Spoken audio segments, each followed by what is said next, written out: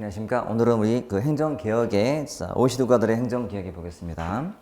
자, 이 부분은 일단은 굉장히 단순하게 나옵니다. 일단은 크게 보면 연방식과 미국식 개혁의 특징 비교하는 거 하나. 두 번째는 거기에 나와 있는 영국의 개혁 사례, 그다음에 미국의 개혁 사례만 아시면 돼요. 간단하게. 그래서 일단은 가장 큰 차이점은 특징상 연방식 개혁이 급진적 개혁을 한 나라고 미국식은 점진적 개혁한 나라, 점진적 개혁. 그래서 급진개혁이라는 것은 우리가 우리 개혁의 변수라는 게 구조, 그다음에 기술 또는 행태를 바꾸는 전략 등이 있는데 급진개혁할 때 쓰는 전략이 주로 구조를 바꾸는 거예요. 구조나 직접 개편은 바로 되기 때문에. 하지만 점진은 서서히 한다는 거잖아요. 그 말을 제가 벌써 인간의 행태라든지 문화 바꾸는 전략이에요. 그래서 구조 중심의 이러면 행태나 문화 중심이다 이렇게 보시면 돼요. 어렵지 않죠? 자, 구조가 급진격이고 행태나 문화가 점진적인 건 매칭이 되기 때문에 여러분들은 급진이 연방식, 그다음에 점진이 미국식을 알면 돼요. 그러면 밑에는 따라 나올 거니까. 두 번째는 영국의 개혁 사례 중에서 대표가 요 네 가지예요. 대표 개혁 사례. 시험은 거의 다 미국의 대표 개혁 사례인 NPR을 영국에 넣어서 내요. 또는 미국식 개혁을 설명할 때 영국 개혁 사례를 집어내요. 이것만 보시면 돼요. 그래서 단순하니까 농민성 정밀 진단, 재무관리 개혁 등에서 이거 열심히 반복하시고, 이거는 미국의 거의 개혁의 대명사처럼 쓰는 거예요. 대명사처럼. 사실 NPR은 클린턴 정부 때 했던 개혁 사례예요. 클린턴 때. 여러분 옛날 사람이잖아요. 근데 지금도 이게 나오는 이유는 대표적인 사례예요. 우리가 개혁이라는 것은 한 번에 끝나는 게 아니었잖아요. 계속 하는 건데 이것도 보면 계속 해왔는데 그래도 뭔가 의미 있는 게 있잖아요. 우리가 우리나라에서 보통 가수 그러면 우리 가왕 그러면 누구죠? 가왕? 조용필. 벌써 언제부터 사람인데 지금도 언급이 되는 것처럼 미국도 개혁 그러면 NPR이에요. 그래서 시험 나오면 이거 비교하시면 돼요. 단순하죠? 급진, 점진, 그리고 개혁 사례. 특히 NPR은 미국 거. 이렇게 하시면 돼요. 자, 체계는 내용이 많아 보여도 이상은 없기 때문에 반하시면 되겠고. 자, 이 내용은 우리 교재 따지면 자, 869부터 해서 872까지 내용이 872페이지. 자, 872에 클린턴 때 개혁 사례가 나와요. NPR. 그나마 추가한다면 이 NPR 개혁할 때 이 팀장격인 사람이 그 당시 엘고 부통령이었고, 그리고 NPR은 개혁에 참여한 사람들이 다 100% 공무원이었었어요. 보통은 정부가 개혁을 할 때는 미국 사람 좀 데려가서도 하잖아요. 그거 없이 순수하게 공무원으로 이루어진 개혁기구라는 것도 특징이. 그거 아시면 돼요. 자, 우리나라는 개혁의 특징이자 문제가 뭐냐면 이거예요. 우리는 주로 중앙부처 개편하는 게 보통 개혁으로 치는 거예요. 주로 구조만 바꿔요. 행정개혁의 변수가 구조, 그리고 기술 또는 과정이죠. 행태 또는 의식 바꾸는 건데 진정한 개혁은 뭘 바꿔야 돼요? 의식을 바꿔야 돼요. 그럼 맨날 구조만 바꾸는 거예요. 즉 부처만 뜯어 고치는 거예요. 부처가 통합이 되고 업무가 이관이 되고 그럼 뭐 하냐고. 공무원의 의식이 안 바뀌어 있는데. 그래서 근본 개혁이 안 되는 거예요. 자, 현 정부의 조직 개편 내용은요. 이건 사실은 앞에 조직에 나오는 정부 조직도 있잖아요. 조직, 대통령, 총리 막 기구들. 그때 다 언급이 됐던 거예요. 그래서 자체는 우리는 사실 행정개혁이 전반적인 개혁을 하고 공무원들의 의식 바꾸는 이런 느낌보다는 조직 개편 정도로 보시면 돼요. 자, 책에도 여러 정부의 특징이 쭉 나와 있지만 아주 드물게 나오고요. 나온다 하더라도 지금 정부가 중요해요. 그리고 사실 저도 그런데 저도 이미 꽤 때가 많이 지난 우리 전두환 정부 때 개혁 어떻게 지금 알 필요도 없잖아요. 그래도 다 까먹기도 했고 노태우 정부 때 YS 참여정부도 점점 흐릿해가고 있는 거예요. 그래서 원래 옛날식 개혁의 사례기는 단순한 팩트이기 때문에요. 이건 안 하면 틀려요. 정말 문제가 어려울 때 한번 틀려볼래? 이럴 때 나올 수 있는 만한 게 역대 정부의 개혁 사례가 나오는 거예요. 근데 잘은 안 나오기 때문에. 그래서 아주 어려운 시험이란 몰라도 우리 일반 시험은 안 나온다. 그래서 요거 보시면 되는데, 이 내용 우리 교재로 따지면 자, 874페이지에 보시면 거기에 박스에 정리가 돼 있어요. 벌써 우리가 문재인 정부가 들어선 지가 벌써 횟수로 3년 차예요. 그렇죠? 3년 차. 그러니까 채 2년이 만으로 안 됐지만 횟수로 따지면 그래요. 근데 이미 초기에 출범할 때 조직 개편하면서 들어온 거예요. 근데 이전 정부보다도 변화의 폭은 최소화하면서 만들었기 때문에 큰 차이가 없어요. 아마 새로운 2차 개편 나올 때는 아마 중요한 이슈가 될 거예요. 하지만 지금은 그냥 그저 그만한. 그러니까 원래 조직 개편되면 시험이 무조건 나와서 이것도 개편되자마자 2개 나왔어요. 지금은 더 이상 변화 없기 때문에 큰 이슈가 아니라서 지금은 그냥 거의 묻혀 있는 거예요. 가볍게. 자, 그래서 예제 보시면 자, 세계 각국의 혁신 내용보다 옳지 않은 것은 그랬잖아요. 자, 북유럽하고 일본식은 일부러 안 봤어요. 왜냐면 안 봐도 풀 수 있기 때문에. 적어도 누물성 진단 누구 거였나요? 영국 개혁서래잖아요. 답이 바로 나요. 자, 말했듯이 개혁 그러면 항상 영국 아니면 미국이에요. 그것만 정확히 사례 아시면 돼요. 나머지는 의미가 없어요. 그래서 답은 이미 나왔고, 그래서 그 문제만 잘 다루어도요, 해결해도요, 개혁은 이만큼 다 풀 수 있어요. 자, 우리나라에서의 개혁은, 자, 넘겨보시면 성과 관리라는 제목 하에, 참고로 우리 877 페이지에 나와 있는 그 참고의 평가 지표가 나올 거예요. 보이죠? 투입, 업무, 산출, 결과, 영향에서 그 지표. 그 지표를 좀 볼 필요가 있다. 우리가 앞에서 뭐 행정 같이 할 때 했던 것처럼 인풋, 아웃풋, 아웃컴, 임팩트 할 때 그 내용처럼 투입을 하고 투입할 때 들어간 것이 투입 지표. 얼마가 들어갔다. 투입 지표. 산출 지표. 그래서 그 인풋, 아웃풋 등에다가 지표만 붙여놓은 거예요, 그냥. 그래서 보면 금방 알아요. 밑에 사례가 나잖아요. 경찰부서하고 도로부서인데 여기에 딱 한두 번 언급이 됐던 거라서 별도의 이슈가 없어요. 그냥 보면 알만한 것들. 그래서 중요해서가 아니고 그냥 나왔기 때문에 언급만 뭐 드린 거예요. 복습할 때 한 번만 딱 적용하시면 돼요. 중요한 것은 그 다음 페이지에 나오는 BSC예요. BSC. 자, 균형 성과표라 불러요. 균형 성과표. 밸런스드 스코어카드에서 균형 성과표인데 전통적으로 보통 지표 그러면 주로 재무적인 측면만 봤다 이거야. 재무. 그래서 재무와 요 비재무의 균형을 추구하는 거예요. 재무와 비재무. 자, 비재무의 세부 내용은 고객, 내부 과정, 프로세스 과정, 그리고 학습과 성장이에요. 총 4가지 세분화시키면. 자, 그럼 해석하면 여러분, 재무 그러면 느낌이 재무적 관점, 재무, 계량, 비계량, 계량적이죠. 비재무는 비계량, 계량과 비계량의 균형. 이렇게. 재무란 결과 같아요, 과정 같아요? 결과 같은 거, 수익률 같은 거니까. 뭐 매출액, 수익률, 결과 대 과정의 균형. 자, 여러분 결과란 뒤에 오는 거예요, 앞에 오는 거예요? 결과는 뒤에 오죠. 후행 지표다. 이거는 후행 지표지만 성장 등은 선행 지표예요.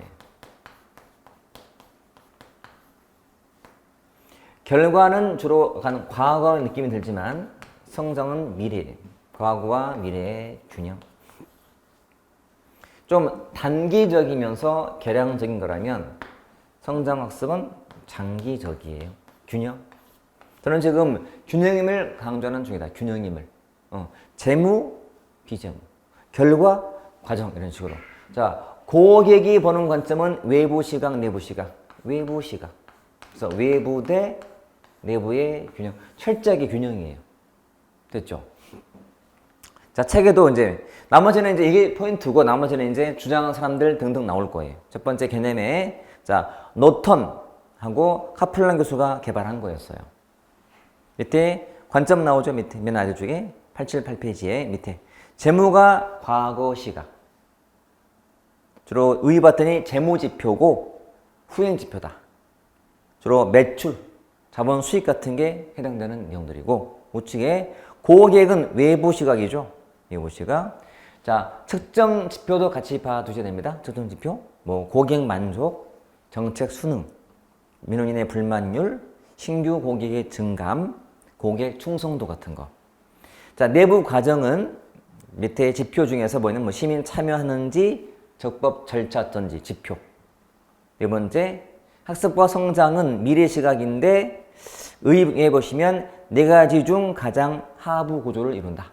체크하시고 지표들, 학습 동아리 수, 내부 제한 건수 등이 측정 지표가 돼요. 매우 단순해요, 여러분. 다른 거 없어요. 네 가지 뭔가, 재무, 고객, 내부, 학습과 성장. 쉽다면 여기 있는 이 네 가지 말고 물어볼 거예요. 뭐가 아닌지를 물어볼 때. 두 번째는 지표를 묻기도 하고 아니면 특징이란 철저하게 균형이기 때문에 자 이렇게 나오면 틀려요. 자 BSC는 과거보다는 미래에 중시한다 땡. 어떻게 바뀌어야 돼? 과거와 미래 둘 다 엔드 오가 아니고 엔드. 결과와 과정이지 결과보다 과정이 아니에요. 둘 다 아우르기 때문에 그게 포인트예요, 여러분. 포인트. 자 넘겨보시면 자 880페이지의 특징이잖아요. 재무, 비재무, 내부, 외부, 선행, 후행, 단기, 장기, 과정, 결과의 균형. 자 왼쪽 날개 부분에 기출문제 3 있죠. 국회 8급 최근 문제. 네 가지 관점 아닌 것은 재무 있죠. 프로그램 있나? 프로그램? 없는데 프로세스지 프로그램 아니잖아요. 고객, 프로세스, 학습과 성장 이렇게 나와요. 단순하게. 자 문제가 어려울 때는 내용을 묻기도 하겠지. 예를 들어서 이게 가장 하부 구조니까요. 이런 식으로. 참고로 이게 정부에 도입할 때 즉 공공 부문에 도입할 때 가장 중시해야 될 관점이 고객 관점이에요. 이 정도 보시면 돼요. 됐죠? 자 예제도 그런 문제. 옳지 않은 것은 재무, 고객, 내부, 프로세스, 학습과 성장. 제가 원래 이 예제를 써왔었어요. 근데 그게 시험에 나온 거야. 3번처럼. 좀 전에 풀었던 것처럼. 자, 내부 과정 지표에 뭐 취민, 참여, 절차가 나오고. 근데 3. 내부 요소보다는 외부서. 이런 식의 지문은 틀려요. 그러니까 A보다는 B라는 말은 A는 아니고 B인 거잖아요. 그게 아니고 A와 B 다기 때문에. 답은 3번 가시면 돼요. 가장 하부 학습과 성장이기 때문에 이렇게 됐죠. 이 부분도 정말 요즘에 한참 나왔다가 뜸했다가 다시 쓱 나오는 중인데 시험에 나오면 주로 다 문제만 풀어도 다 커버가 돼요. 그래서 여러분 갖고 있는 문제 통해서 한 번만 연습하시면 다 볼 수 있다. 자, 여기까지가 행정개혁이었죠. 행정개혁. 환류의 마지막이었고. 자, 남은 게 지방행정인데요. 자, 크게는 지방행정과 지방자치로 일단 분류가 돼 있어요. 제가 지금 약간 이렇게 불편해 보이죠? 안 그런가? 티 안 났나요? 사실 굉장히 불편해요. 왜냐면 안 하다가 제가 또 월요일날 개인 PT 한다고 이 어깨 막 풀고 했더니 지금 옷을 못 입어요. 아파가지고 죽겠어요.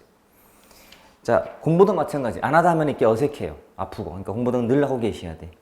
우리 월요일날 다 일하기 싫어하잖아요. 왜? 놀다 하니까. 이어지지 않기 때문에. 저도 마찬가지. 저도 토요일 주로 작업하고 수업은 안 하다 보니까 월요일날 하기는 되게 힘들어요. 목이 힘들고 오늘도 지금 이어지고 있는 것 같아요. 말도 잘 안 되고 막 목도 힘들어요. 근데 늘 하면 차라리 늘 해버리면 이게 몸에 익어가지고 전혀 차라리 안 피우는 것 같아요. 사람이 그냥 하던 거 쭉 해야지 하다가 잠깐 안 하면 이게 더 안 좋은 것 같아. 공부도 마찬가지. 그래서 학교 가는 날까지는 무조건 책상에 앉아서 공부하셔야 돼요. 의자에 앉아야지. 의자. 책상 앞에 앉아서 열심히 하셔야 될 것 같아요. 자, 크게 두 가지인데 이 부분은 말했듯이 시험에 나오면 극과 극이에요. 나올 때 왕창 나오기도 하고요. 아니면 안 나오기도 하고요.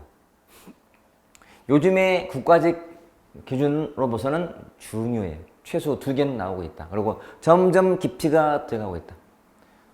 한 번 나온 게 또 내자니 좀 그렇잖아요. 새로운 걸 내다 보니 자꾸 내용이 늘고 있어요.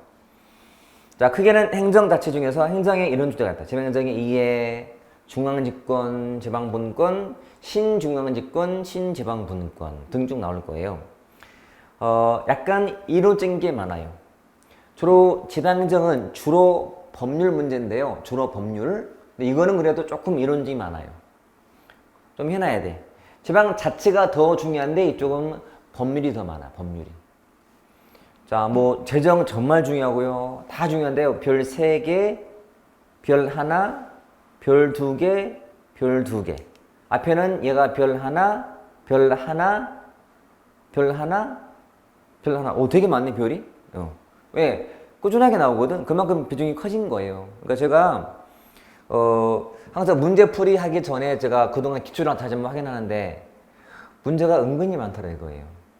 근데 나올 때는 문제가 겹치기도 하고 아니면 새롭게 다른 게 나오기도 하다 보니까 다양하게 나오고 또 나온 것은 자주 나오고 그래요.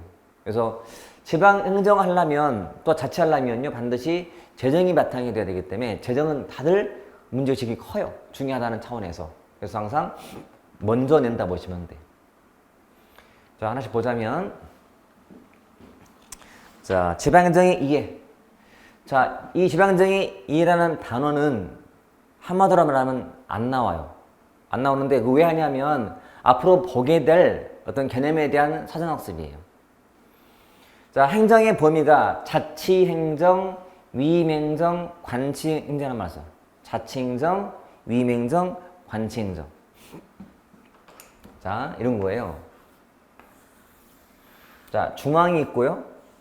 지방이 있다면 지방. 중앙행정기관이 즉 중앙에서 지방에다가 국가기관을 만들어서 여기서 하는 행정이 관치행정이에요. 즉 직접 하는 거예요. 중앙이 직접 하는 거예요. 보통 지방과 대비되는 단어가 중앙이에요. 중앙과 지방을 비교하시면 돼요. 그래서 중앙이 지방에다가 국가의 조직을 만들어서 직접 하는 게 관치행정. 위임은 요 지방한테 맡기는 게 위임이에요. 그러니까 중앙에서 볼 때는 직접이 아니라 간접으로 하는 거야. 통해서 하기 때문에. 위임을 줘. 위임해서 한다. 위임행정. 여러분 그런 거 없이 혼자 알아서 한다. 자치행정. 자, 지방행정의 의미를 가장 넓게 보는 사람들은 이걸 다 포함시키는 사람들이고 여기까지. 그 다음에 점점 좁혀가는 거예요. 좁혀 이렇게. 그러니까 가장 좁고 가장 기본적인 우리가 원하는 행정은 자치행정이에요. 그러니까 지방정부가 알아서 하는 거예요. 가장 좁은 의미. 그게 앞에 있는 광의, 협의, 최협의예요. 별거 없죠? 용어만 참고하자. 자, 이보다 더 중요한 것은 밑에 특징이 나와 있는 것 중에서 자, 우측에 있죠. 종합행정, 형광색 초록. 제일 중요하거든? 이건 뒤에 나올 거예요. 자, 국가행정 밑줄 또는 동그라미 쳐볼까? 국가행정 동그라미 뒤쪽에 부문행정 동그라미 지방행정 세모 바로 아래 종합행정 세모. 왠지 여러분 어감은 국가가 종합행정처럼 보이고 지방이 부문처럼 보여. 근데 그 반대잖아요. 실명도 있고 거기. 자, 종합행정이라는 것은 그 지역 내의 모든 행정 수요를 지방이 혼자 다 한다는 거예요. 종합반처럼. 자, 우리 종합자가 들어갈 때는 다 있다는 거거든, 다. 이 지방에서 필요한 모든 수요를 지방정부가 혼자 다 한다. 이게 종합행정이에요. 근데 그 지방에 국가 조직이 설치가 돼서 중앙정부가, 즉 국가가 하고 있다면 종합성을 떨어뜨리는 거예요. 이해되지? 지방 혼자 그 지역 내에 필요한 모든 수요는 다 해야 돼. 혼자서. 그게 종합행정이에요. 근데 그 지역의 업무 중에서 중앙정부가 하고 있다? 그럼 종합성을 떨어뜨리는 거예요. 그래서 뒤에 배울 말 때 뒤에서 나올 거라서 지금 본 거예요. 자체보다도. 됐죠? 그래서 우리나라의 자치의 상황은 자치 플러스 위임까지 하고 있다 보시면 돼요. 관치는 원칙상 아닌 거고 우리나라는. 자, 여기서는 딱 두 가지. 종합행정자 하나 건지고 그 다음에 우리나라 현황은 자치 플러스 위임이다까지. 서울시 행정을 누가 해요? 서울시가 해요. 자치. 근데 위임도 많이 받아서 해요. 위임행정. 하지만 관치는 아니야. 관치 요소가 없는 것도 아니야. 즉 중앙이 지방에다가 중앙조직을 설치해서 하는 것도 있어. 근데 그거는 많지가 않아. 우리나라 원칙은 자치인데 플러스 위임도 받아가고 있다. 그래서 우리는 중간 범위다 이렇게 보시면 돼. 됐죠? 자, 그 다음에 더 중요한데, 이제. 자, 봐요. 중앙집권, 지방분권은 시험 나오면 이거밖에 없어요. 자, 중앙집권과 지방분권을 측정하는 지표가 있어요. 어떨 때가 집권적이며 어떨 때가 분권적이냐. 이것도 일만 알면 돼요. 다 쉬워가지고. 자, 이거 뼈가 봐볼게요. 자, 주요 직위의 선임을 중앙이 한다면 그 나라는 집권적인 나라예요. 국가직 공무원이 많다면 그 나라 집권적인 나라예요. 국가의 재정이 더 크면 집권적인 나라예요. 국세가 더 크면 집권적. 중앙이 지방 통제하면은 집권적.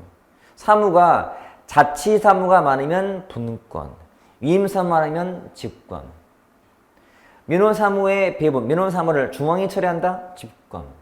지방이 중앙한테 감사나 보고를 많이 하고 받는다? 집권. 너무나 쉬워요. 얘는 몰라요. 자, 특별 지방행정기관이 많으면 집권, 분권. 집권인 거예요. 주셔야 돼. 뜻 알면 돼요. 뒤에 또 나올 텐데, 뭐냐면, 자, 중앙행정기관이 지방에 설치해둔 국가조직이에요.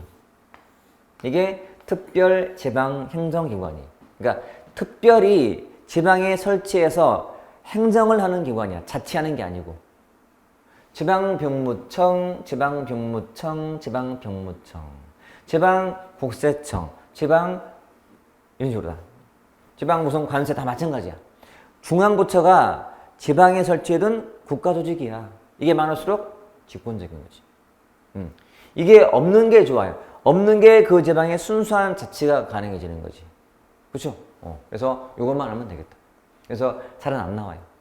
나온다 하더라도 읽으면 되기 때문에 가볍게 보시면 된다. 자, 넘겨서요. 예제 봐보시면, 자, 중앙집권, 지방분권의 특정 지표가 아닌 것을 물어봤어요. 자, 지방의회하고 장의 관계. 나머지 뭐 사무의 비율, 주요 직위의 선임, 감사, 보고 횟수 다 있죠, 여기 지금. 주요 직위 문제, 그다음에 뭐 감사냐, 사무냐. 답은 1번이고. 자, 제가도 남지만 여러분, 지방의회가 단체장보다 권한이 크면 뭐 집권, 분권 그래? 아니야. 지방의회나 장은 자체가 전제가 된 문제지. 거기에 중앙이 개입되지 않아요. 그럼 여기는 중앙과 지방이 같이 등장해서 누가 크지 이게 비교가 있지만, 지방의회와 장은 다 지방이거든? 장이 더 권한이 크다 해서 집권 그러지 않아요. 분권을 전적으로 하되 역할을 누가 많이 하지 문제이기 때문에 이런 거거든. 됐죠? 그래서 요것만 주의하자. 다 볼 수 있다. 자, 그 다음이 이제 신중앙집권, 신지방분권인데, 자, 이것도 자, 개념만 아시면 돼요. 자, 우리가 앞에 배웠던 시대에 따른 정부의 역할 변화를 한 적이 있는데 기억나시나? 자, 시대에 따라서 정부의 역할이 바뀌었어요. 절대국가, 그 다음이 입법국가, 그 다음은 행정국가, 그 다음이 신행정국가 이런 식으로 흘러갔어요. 그랬죠? 이게 중앙집권, 이게 지방분권, 이게 신중앙집권, 이게 신지방분권이에요. 자, 이게 신중앙집권. 자, 이거는 굉장히 의미가 있어요. 자, 이때 요 지방자치나 지방분권을 전제로 하는 거거든, 전제로. 이렇게. 자, 다시 집권화되는다는 의미는 먼저 분권이 되고 나서 하는 얘기예요. 그래서 먼저 지방자치가 확곡에 뿌리가 내린 상태인데 지방이 못하는 게 생겨요. 그때는 그게 중앙에 나서서 도와주는 거예요. 즉 보완적인 거예요. 권력은 분산시켜놨어요. 하지만 지식이나 기술은 집중화시키는 거예요. 여러분, 중앙과 지방 어디가 더 기술이 우수해요? 중앙이죠, 당연히. 돈도 많고. 그래서 지방에 맡겨놨는데 못하는 게 생겨. 중앙이 도와주는 거예요. 보완적이다. 이렇게 보시면 돼요. 이게 신중앙집권. 지방자치를 부정하는 게 아니에요. 응? 자치가 전제가 돼 있어야 돼. 됐죠? 의미 있는 말. 요인. 자, 행정국가. 여러분, 행정국가란 뜻이 양적인 팽창이었고 질적인 심화였잖아요. 그렇죠? 그러니까 행정이 전문화돼. 너무 전문화다가 심하기 때문에 지방이 못하는 거예요. 누가 도와야 돼? 중앙이 도와야 돼. 돈이 없어요. 중앙이 도와야 돼. 지방 주민 전에 나라의 국민인데 어떤 지방은 복지가 잘 돼 있고 어디는 안 돼 있다면 안 되잖아요. 복지 최저는 정부가 책임져야 돼. 그렇지? 자치를 맡겼는데 어떤 지방은 복지가 잘 돼서 주민들이 혜택을 많이 받고 있고 어떤 지방은 돈도 없고 능력이 모자라서 복지가 너무 낮으면 수준이 정부가 도와줘야지. 최저만큼은 나라가 책임져야죠.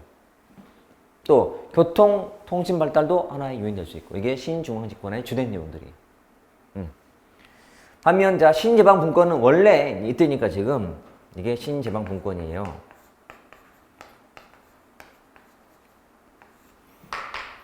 자, 이때의 배경이 보통 세계화, 국제화 또는 정보화되는 시대예요.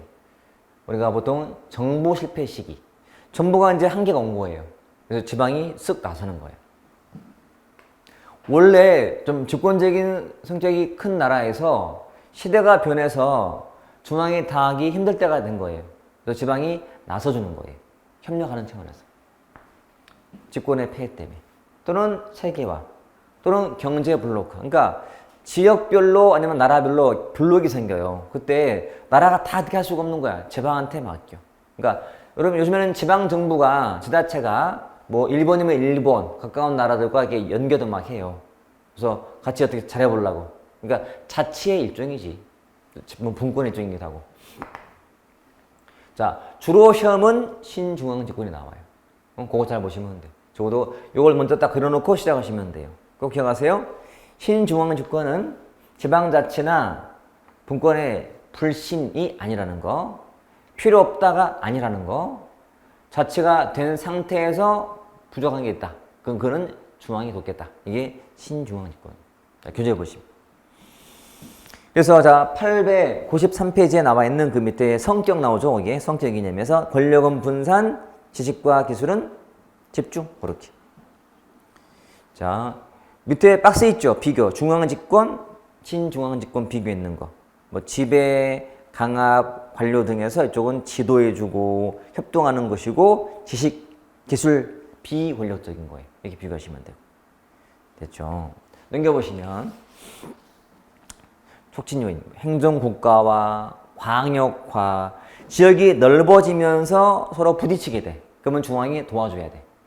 문제 풀어주고 전쟁이 없어서. 또 정세가 불안정해지고 긴장이 커지면 원래 위기는 집권화 요인이기 때문에. 그리고 국민적 최저 수준 유지 차원에서. 또 교통, 통신 발달이 촉진 배경.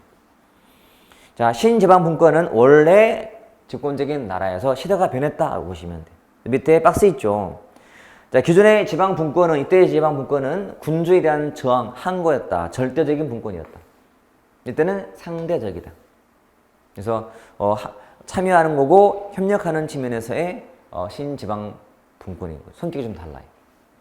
그래서 앞에 연결해서 중앙집권, 지방분권, 신중앙집권, 신지방분권 이렇게 딱 틀 잡으시면 될 거예요. 제가 처음 얘기할 때 자, 요 행정, 국가, 입법, 신행정, 절대 국가 등은 뒤에 또 나온다 하면서 설명을 했던 거예요. 지금 그걸 본 거예요. 지금. 됐죠? 자, 예제 보시면 넘겨보세요. 다음 중 신중앙집권화 촉진 이유로 보기 어려운 거. 자, 새로운 중앙집권은 이미 분권 또는 자치를 시켰어요. 근데 한계가 온 거예요.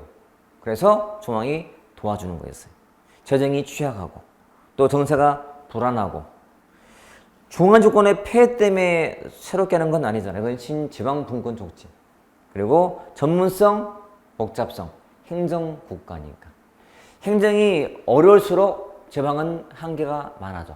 중앙이 하게 돼. 신중앙 집권 이렇게 보시면 됐죠? 자, 그 다음 주제가 특별 지방행정기관이에요. 이것도 자 개념을 잘 이해했다면 장단점이 금방 파악이 되고 나름은 중요하다. 시험에서 자주 나오고 있는 주제예요. 자, 아까 얘기했죠. 중앙행정기관이 지방에 설치해둔 국가의 지방행정기관인 거죠. 그러니까 국가가 지방에 설치해둔 국가 조직이에요. 이게 특별지방행정기관, 다른 말로 일성기관이라고 불러요. 일성기관. 필드 오피스야. 현장에 가 있는 사무실이야. 중앙부처는 보통 서울, 요즘은 체정이 있지만 저기 제주, 저기 전남 등에 들어오는 기구가 있단 말이죠. 그런 대표가 말하고 지방병무청, 지방국세청, 국립검역소. 자, 지방병무청 윗단에 뭐가 있어요? 병무청. 그건 중앙부처니까. 그 위에는 국방부가 있어요. 자, 지방국세청 위에는 국세청, 그 위에는 기재부가 있어요. 중앙행정기관, 즉 부처청이 지방에 설치해둔 국가기관. 그 안에서 행정을 하는 기관이에요. 자치하는 게 아니고. 됐죠? 그러면 자, 국가 조직이 지방에 설치가 돼 있다면 지방자치를 촉진해요, 위협해요? 당연히 위협하지. 그러니까 특히 종합행정을 위협하는 대표 요인이에요. 뭐가 좋냐? 업무 부담 경감. 이해해 보세요. 중앙부처 입장에서는 부담이 준 거예요. 왜? 지방에 설치해서 맡겨놨거든. 그러니까 다 위에서 하던 것을 아래다가 건물 지어서 공무원을 임명해서 거기다가 맡겨놨으니까 업무가 줄었어요. 매개를 내, 매개. 지역 주민과 중앙의 매개 또는 지자체랑과의 매개가 돼요. 빨리 하죠. 지방서 바로 하기 때문에. 그리고 근린 이웃과 가까워져요. 가 있잖아요, 현장에. 그 다음에 통일 확보돼. 전국이 똑같은 장비, 기술을 사용하다 보니까 통일성 확보에 유리해져요. 병무청을 지방에 맡기면 업무를 다 다를 거예요. 하지만 중앙이 하기 때문에 통일이 돼요, 통일. 문제는 뭐냐? 책임행정 결여. 중요한 단점이죠. 주민의 통제나 참여가 어려워요. 여러분, 지방자치단체는 또는 지방공무원들은요, 단체장을 직접 뽑기 때문에 통제할 길이 있어요. 근데 병무청에 있는 직원이 또 게으르고 문제가 많다 해도 직접 주민들이 할 수가 없어요. 자, 여기 있는 사람들은 중앙부처의 책임을 지지 주민한테 주는 게 아니에요. 주민이 통제하는 게 어려워요. 참여가 어려워요. 그게 지방기구면 선거 때 표라는 게 있어서 통제가 돼. 하지만 자치하는 게 아니기 때문에 그게 안 되는 거예요. 그 다음에 비효율성은 지방과 기능이 중복이 될 경우가 있단 말이죠. 그때는 비효율성이 줄어요. 업무가 중복되어가지고. 또 고객이 혼란스러워요. 여러분 쉽게 말하면 지방에는 지방도가 있다. 지방도도 있고 국도가 있어요. 그거 들어봤죠? 지방도, 국도. 국가하천, 지방하천. 들어봤죠? 이게 혼란스러운 거예요. 내가 도로에서 사고 났어요. 도로 관리가 잘못된 거야. 그럼 누구한테 책임을 물어야 돼? 중앙이에요, 지방이에요? 애매하지. 왜? 우리는 모르거든. 이게 국도인가? 지방도인가? 모르기 때문에 그래요. 그렇지? 그래서 혼란스럽다. 특히 지방자치를 저해한다. 자, 종합행정 저해. 아까 말했죠. 그 지방에 필요한 모든 수혜는 지방이 다 한다. 이게 종합행정. 근데 그만큼 비게 되는 거잖아. 병사 업무는 중앙이 하고 있거든. 지방이 못하기 때문에. 스스로 다 못해. 종합성이 떨어지는 거죠. 그렇죠. 단점. 자, 매우 자주 나왔다. 자, 어렵다기보다는 개념만 하면 돼요. 우리가 이 수업이 제일 알뜰한 수업이에요. 너무 과하지 않고 부족하지 않는 정도. 우리 앞에 했던 기초는 좀 더 간략한 수업이었다면 지금은 그보다 좀 더 한다기 위잖아요. 그렇다고 아주 심한 수업은 아니야. 근데 이게 좋아. 왜냐면 시험에 거의 나올 것만 위주로 하고 있기 때문에 훨씬 좋은 거예요. 이제 다 한 다음에 나중에 조금 욕심이 생기면 더 보긴 봐야겠죠. 하지만 기본은 이렇게 보시면 된다. 됐죠? 자, 그 다음 예제 보시면 자, 옳지 않은 거죠. 1. 지자체의 기능과 중복으로 인한 비효율성 문제 생기죠. 자, 지역 주민들을 위한 공공 서비스의 책임 행정이 강해지나? 그런 거 떨어져요. 답이지 뭐. 현장 정보를 중앙에 전달. 중앙과 지방에 매개 가능하죠. 4. 관할 범위가 너무 넓으면 정책의 현지성이 결여되게 돼요. 봐요. 지방에 설치한 이유는 바로 그 지방에서 일을 끝내게 하려고 한 건데 빨리 하려고 만든 건 너무 넓어보세요. 내가 요 일성기관에 갈 때까지 시간이 많이 걸려. 그러면 여기 가느니 서울 가지. 너무 넓으면 안 돼요. 현지라는 느낌이 안 들어. 현지. 그치? 현지 가서 뭐 한다. 내가 현지 가서 하려고 하는데 가봤더니 또 멀리 들어가야 돼요. 현지 느낌이 안 들어요. 그치? 현지. 바로 해야 되는데. 단점이죠. 됐고, 그 다음에 자, 중앙통제 가보시면 자, 이 부분은 거의 법률 문제인데 크게 나누면 이렇게 입법, 사법, 행정통제예요. 입법부가 하는 통제, 사법부가 하는 통제, 행정부가 하는 통제예요. 자, 이 말도 알아두셔야 돼. 여러분, 주민자치는 영미계 자치고 주민이 하는 자치라서 우리가 말하는 순수한 어떤 자치 느낌이 들어요. 여러분, 주민이 아니라 단체가 하는 자치야. 주로 대륙계예요. 야, 주로 입법 통제는 뭘로 하는 거죠, 통제를? 법률 만들어서 하는 거야. 이건 어찌나 보면 당연한 거예요. 그러니까 통제라는 느낌이 많이 안 들고 당연하게 좀 느껴지는 통제? 이것도 자, 법원에서는 지방이 한 처분 등이 잘못됐으면 심판하기 때문에 당연히 하는 거거든, 사후적으로. 크게 통제 느낌이 안 들어. 당연한 거니까. 근데 정부가 하는 통제는 세 보여. 그래서 주로 행정 통제를 하는 것이 단체 자치하는 대륙계. 그리고 입법, 사법 통제를 하는 게 주민자치하는 주로 영미계식 통제 방식이라고 보시면. 자, 여러분 공부하시면서 제문에 대륙계 나오면 아, 통제가 강하구나 또는 중앙이 세구나 이렇게 말해요. 중앙이 세구나. 이러면 영미계가 좀 자체가 잘 되겠고 좀 통제가 약하네 이렇게 보시면 돼요. 우리는 어느 계다? 우리는 대륙계. 독일식 개념이야. 독일처럼 중앙이 세요. 됐죠? 그냥 저것도 분리해 놓으시고 이제 통제 중에도 예를 보시면 돼. 그래서 행정상 통제. 그러니까 행정부, 중앙정부, 행정부 통제인데 그 중에도 내용상 행정상, 인사상, 재정상 통제가 있고요. 자, 주로 나오는 내용들은 행정상 통제인데 인사하고 재정은 딱 하나씩만 하면 되겠다. 이렇게. 자, 행정부가 중앙 통제할 때는 인사상 임금비의 기준만 정해놔요. 그건 나머지는 알아서 하는 거예요. 재량을 주겠다는 거예요. 임금비 기준이 되는 것만 통제, 기준만 정부가 제어하고 나머지는 알아서 해. 기준은 지켜, 대신 나머지는 알아서. 이런 식이에요. 이것도 지방채 발행할 때, 자, 주할 것은 지방채 발행할 때 이 발행 금액은 대통령령으로 정해놨어요. 그래서 대통령령으로 발행할 때 범위 안에 있을 때는 여러분 지방채가 무슨 의미예요?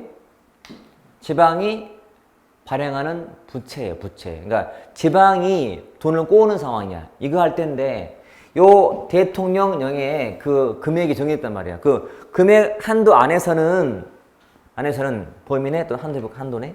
그 한도 내에서는 별도의 행안부의 승인이 필요가 없어요.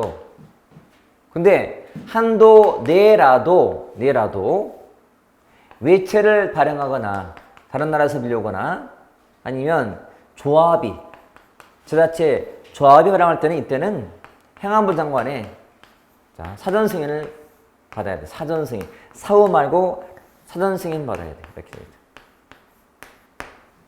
이게 되지. 자, 행안부의 사전 승인을 받자. 이렇게 돼 있어요. 이거 하면 돼.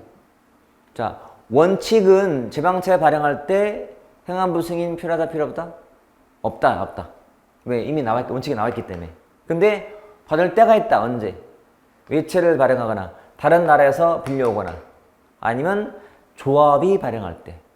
여러 지방이 모여서 만든 게 조합이에요. 이렇게 만든 조합에서 돈을 빌릴 때는 행안부에 물어서 승인 받고 해야 돼요. 사전에. 사후 말고 사전에. 이거 하면 끝. 됐죠? 그리고 행정부가 하는 건데 그것도 행정상 통제가 되게 많아요. 이렇게 통제가. 여러분 이거는 100% 순도 100% 법률 문제예요. 자, 우리 교재는 자, 앞에서 다 설명드린 거고, 자, 900에서 901페이지 내용이에요. 자, 900에서 901페이지. 자, 1부터 7까지 있잖아요. 이거 정말 많이 읽어보셔야 돼요. 이건 따로 설명 필요 없고, 책을 보면서 열심히 주체, 객체, 숫자 이런 것들 많이 익히시면 돼요. 됐나요? 그러니까 사무에 대한 지도, 지원, 지도, 감독, 위법 부당한 명령 처분 시정해라 또는 취소하고 정지시켜버려. 또는 단체장한테 직무 이행하라고 명령을 안 하면 되집행해버려.